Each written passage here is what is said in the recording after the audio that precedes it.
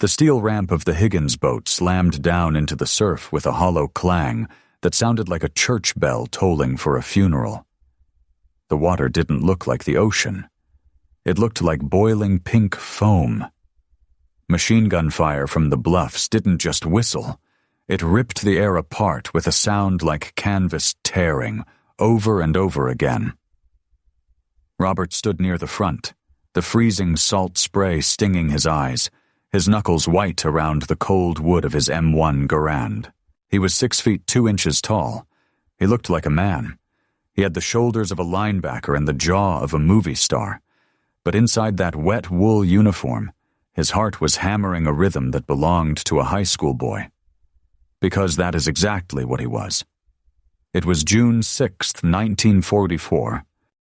Omaha Beach, the dog green sector, the single deadliest patch of sand in the history of American warfare. The plan was simple. Land, cross the beach, climb the cliffs, and liberate Europe. But plans dissolve the moment the first bullet flies. On this gray, hellish morning, the chaos was total. And right in the center of the slaughter stood a boy who had forged his birth certificate to be there.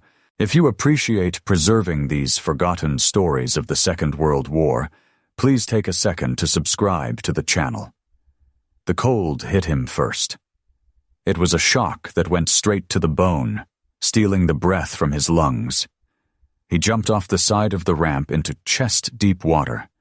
His heavy pack, filled with rations, ammunition, and a shovel, dragged him down immediately. The seabed was uneven, slick with mud and hidden obstacles.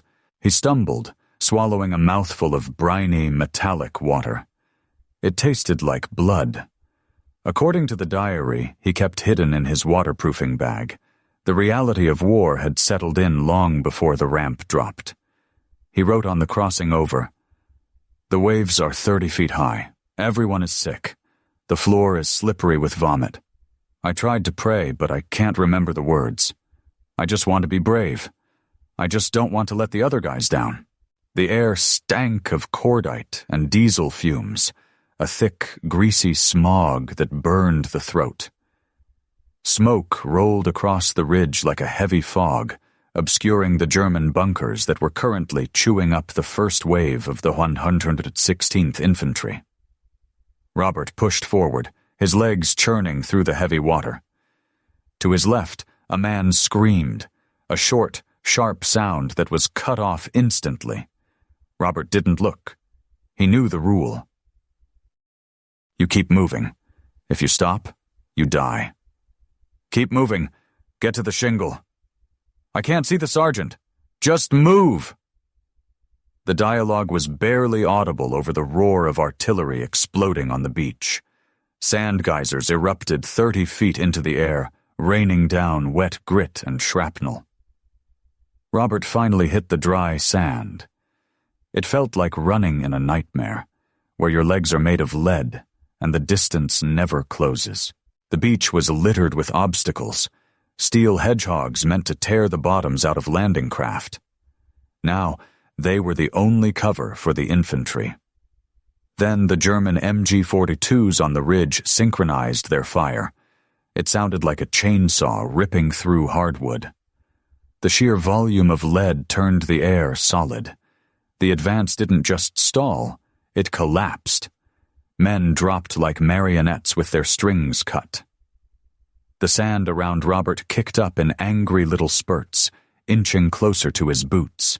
He dove behind a steel obstacle, curling his large frame into a ball.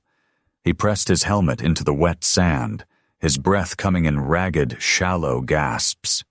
In his pocket, next to a picture of his family back in Roanoke, was another entry he had scrawled just days before. I told the recruiter I was 19. He didn't even look at the paper. He just saw a big kid who wanted to fight. Now I wonder if he knew. I wonder if he looked at me and saw a ghost. He crawled forward, inch by painful inch. The shingle, a bank of smooth stones at the high tide mark, was the only real cover. It was crowded with the living, the wounded, and the dead. The noise was deafening. It wasn't just the guns, it was the shouting. Cries for medics, orders screamed that went nowhere. Robert found himself shoulder to shoulder with a radio operator whose equipment had been shot to pieces. The tide was coming in fast. This was the second complication, the one nobody had planned for. The wounded men lying at the water's edge were in danger of drowning as the Atlantic surged forward. Robert looked back. He saw a medic struggling to drag a soldier out of the surf. The water was rising, washing over the wounded man's face. "Hey, kid! Stay down!" a veteran soldier yelled, grabbing Robert's shoulder harness. "They're drowning!" Robert yelled back. "You go out there, you're dead!" Robert looked at the seawall. It was pinned down by sniper fire. Then he looked back at the water. The fear was a cold knot in his stomach, tight and heavy, but the adrenaline was hotter. He shook off the veteran's hand. He didn't stand up. That was suicide. He slithered backward, back toward the killing zone he had just escaped. He grabbed the wounded man by his collar. The soldier was heavy, his uniform waterlogged.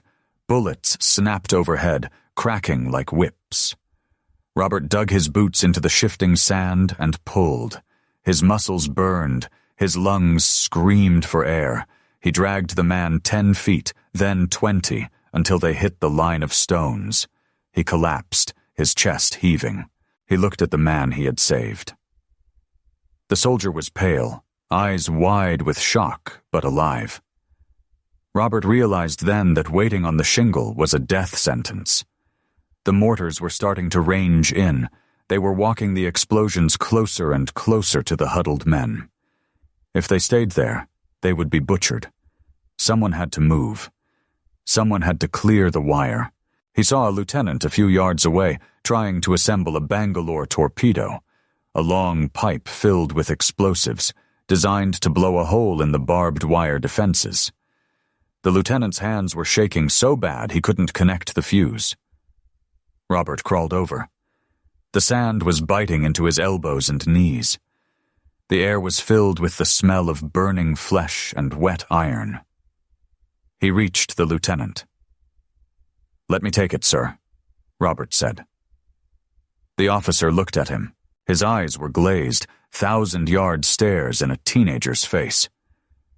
"You know how to prime this?" "Yes, sir. Training." "Go. Go now." Robert grabbed the long metal tube. It was awkward and heavy. He had to crawl up the embankment, completely exposed to the bunkers above.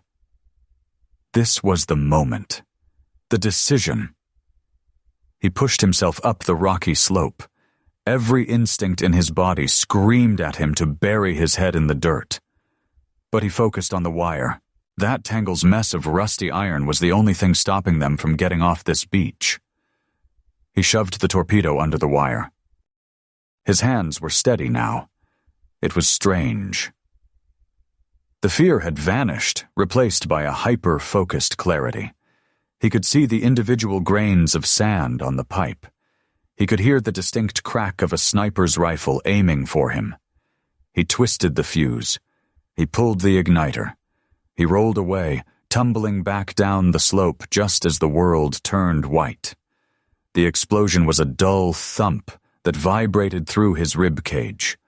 A cloud of black smoke and sand erupted. When the dust cleared, the wire was gone. A gap, a path. "Go! Go! Go!" The cry went up and down the line. Robert didn't wait. He scrambled up the embankment, his rifle ready. He was screaming, a primal sound that tore his throat raw. He wasn't the only one. Men were rising from the dead, surging forward through the gap he had cleared. They poured through the smoke, firing from the hip. Robert hit the top of the bluff. The landscape was cratered like the moon. He saw a trench line ahead. A gray helmet popped up. Robert raised his rifle. He squeezed the trigger. The recoil punched his shoulder. The helmet disappeared. He dropped into the trench, breathing hard. His hands started to shake again. The adrenaline was fading, leaving behind a crushing exhaustion. He looked around. There were other men from his company, faces blackened with soot, eyes wide and hollow. They were alive. They had made it off the beach. He slumped against the dirt wall of the trench. He pulled out his canteen and took a sip. His hand was trembling so much the water spilled down his chin. He looked at the man next to him. It was the veteran who had told him to stay down. "You crazy son of a gun," the veteran wheezed, lighting a damp cigarette. "You actually did it." "Had to be done," Robert whispered. "How old are you really, kid?" Robert looked at the sky. The clouds were breaking. "Old enough," he said. By the time night fell, the 116th Infantry had secured their foothold. But the cost was catastrophic. The beach below was a graveyard of burning vehicles and broken bodies. Robert sat on the edge of the bluff, looking down at the carnage. He took out his diary one last time for the day. His pencil lead was broken, so he had to carve the letters deep into the paper. "We made it." "I don't know how. I saw guys die today who were talking about baseball this morning. I feel like I've lived a whole life in 10 hours. I'm not a kid anymore. I don't think I ever can be again." According to historical records, over 2,000 Americans were killed or wounded on Omaha Beach that day. Among the survivors were an estimated number of underage soldiers, boys of 16 or 17 who had slipped through the cracks of the recruitment system. They fought with the same ferocity as the older men. They bled the same red blood. Robert survived the war. He went on to fight through the hedgerows of Normandy, the bitter cold of the Battle of the Bulge, and into the heart of Germany. He came home a sergeant, decorated and scarred. He finished high school sitting in a classroom with children who had only read about the war in newspapers, while he still heard the screaming of mortars in his sleep. If you want to help us uncover more of these lost stories of the Second World War, please subscribe and share this video. This channel exists to make sure their voices never fade away. War creates heroes, often where you least expect them. It takes paperboys, farmhands, and high school students, and feeds them into a furnace. Robert walked into that fire as a boy with a forged birth certificate. He walked out as a shadow of the man he might have been, carrying the weight of the world on his shoulders. He was the 17-year-old who lied to get into hell, and then fought his way back out.